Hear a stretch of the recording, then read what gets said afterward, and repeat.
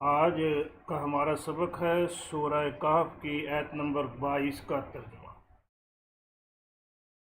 اصحاب کہف کی تعداد کتنی تھی،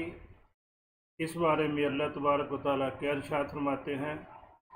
دیکھتے ہیں اس آیت میں۔ آئیے چلتے ہیں ترجمے کی جانب۔ اعوذ باللہ من الشیطان الرجیم، بسم اللہ الرحمن الرحیم۔ سیقولون ثلاثة رابعهم کلبهم۔ سیقولون، یقولون، قال اس نے کہا، یقول وہ کہتا ہے یا کہے گا، یقولون جمع ہے وہ کہیں گے۔ فعل مضارع کے شروع میں سا یا سوف آ جائے تو اس کے کوئی خاص معنی نہیں ہوتے، یہ صرف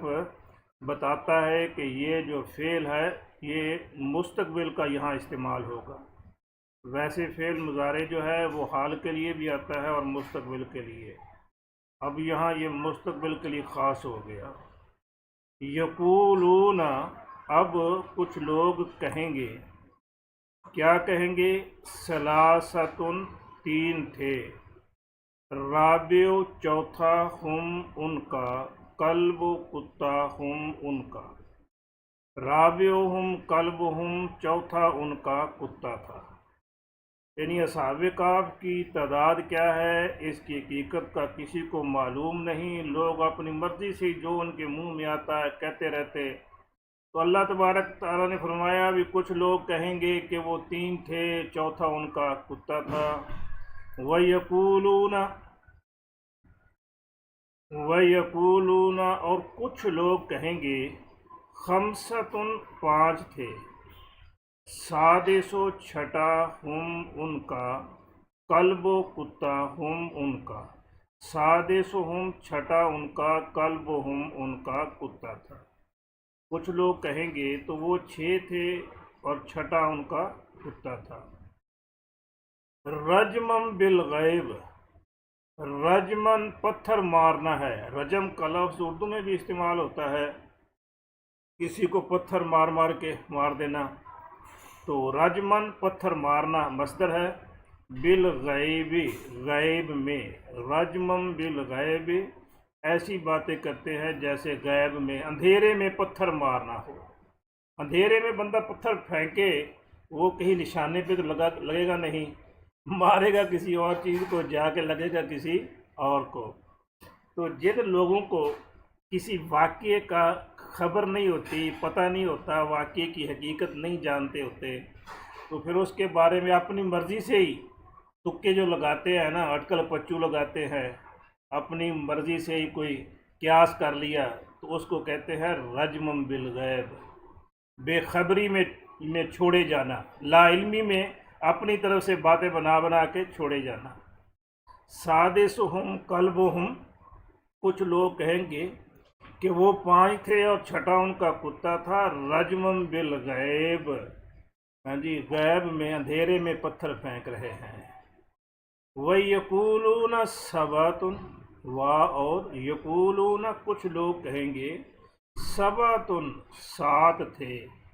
وَالثَّامِنُ اور 8واں، ہم ان کا، وَالثَّامِنُہم اور 8واں ان کا، کلبہم ان کا کتا تھا۔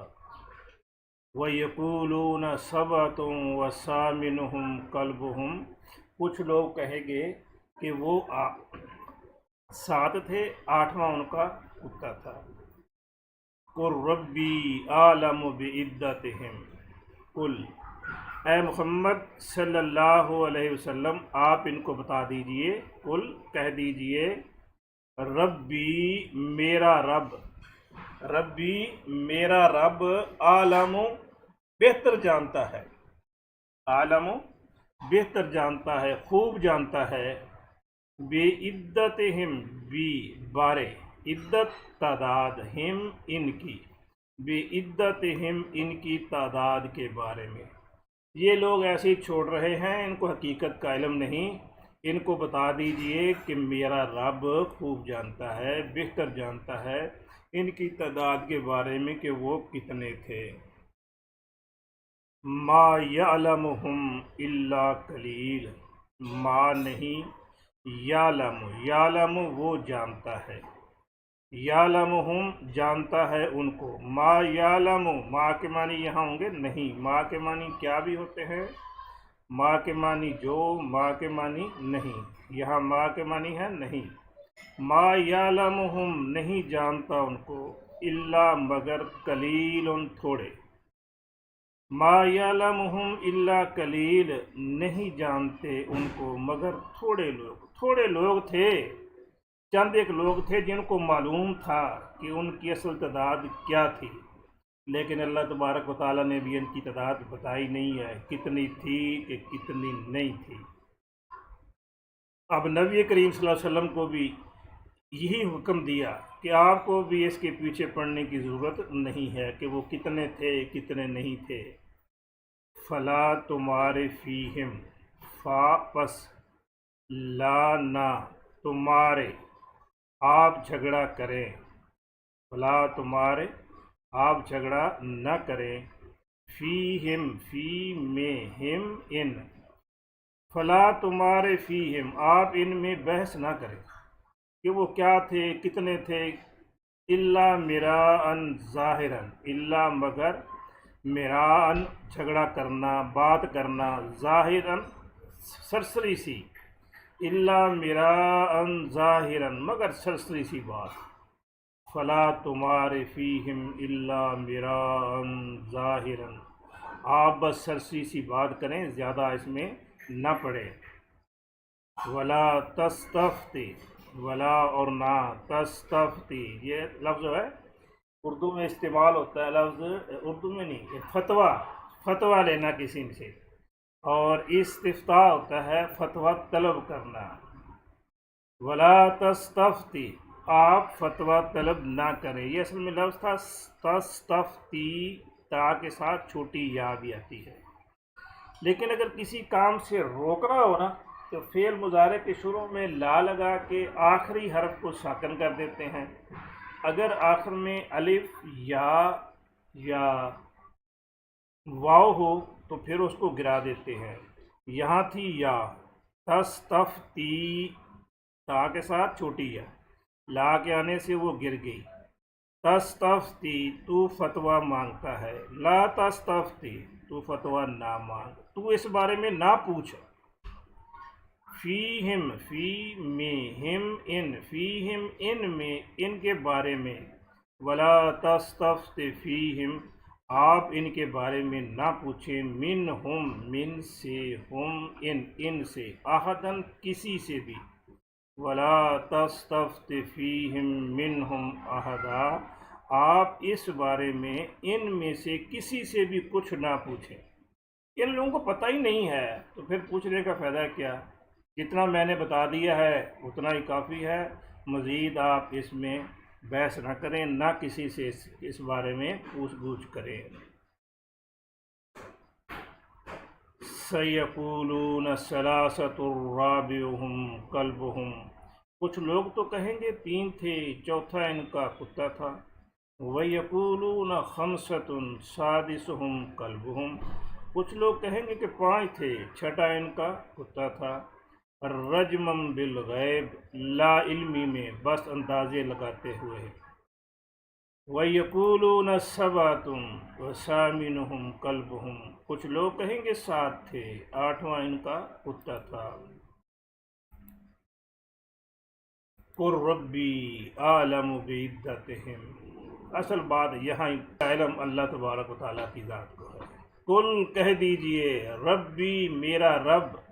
عالم خوب جانتا ہے، بعدتہم ان کی تعداد کو،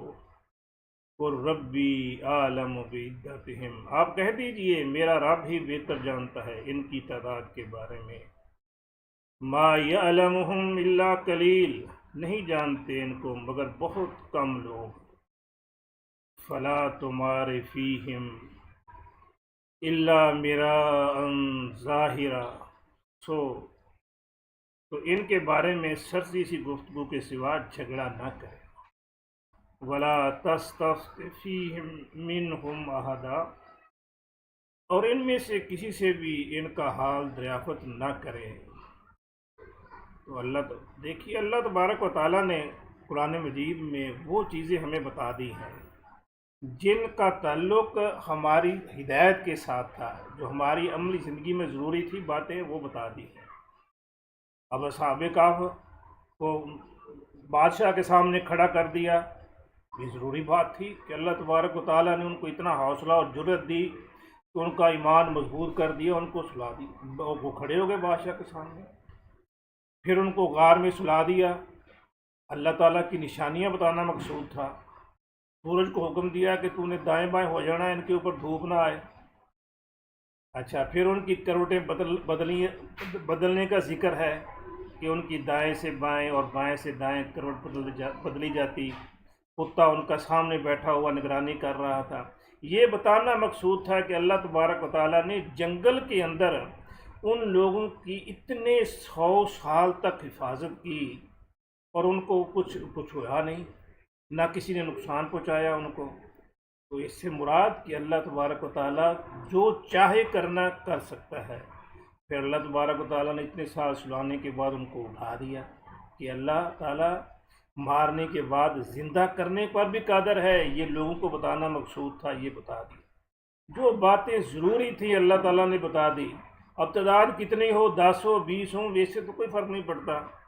تو اس لیے اللہ تبارک و تعالیٰ نے نہ ان کی تعداد بتائی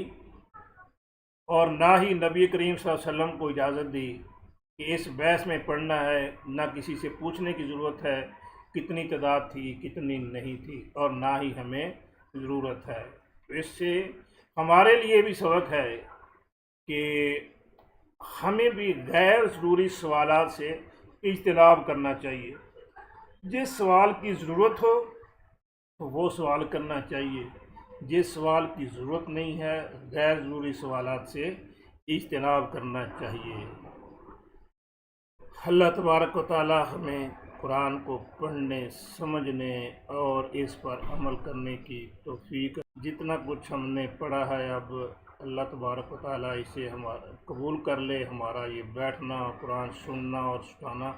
قبول کر لے، اس سے ہمارے دلوں کو منور کر دے۔ اور ساتھ ساتھ اللہ تبارک و تعالیٰ سے التجا بھی ہے کہ جن جن گھروں میں جو بیمار ہیں اللہ تبارک و تعالیٰ ان کو شفا دے۔ بہت سارے لوگوں کو بخار ہیں، اللہ رب العزت ان کو شفا دے، تندرستی دے۔ اور جو مالی طور پر پریشان ہیں اللہ رب العزت ان کی مالی پریشانیاں دور کر دے۔ اور اللہ تبارک و تعالیٰ تمام گھروں کے اندر پیار اور محبت اور سکون